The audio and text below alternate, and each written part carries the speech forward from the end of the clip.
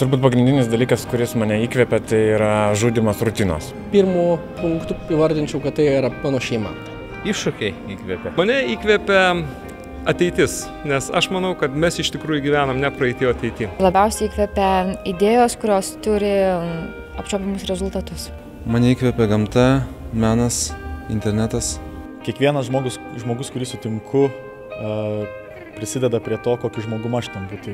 Tai tik tai žmonės. Tikriausiai pokyčiai įkvepia. Smalsumas, noras. Is first of all to be in an environment that promotes innovation. Mane įkvepia smulkmenas. Aš pats save įkvepiu, nes tiesiog aš darau tai didžiąją dalim, ką aš noriu.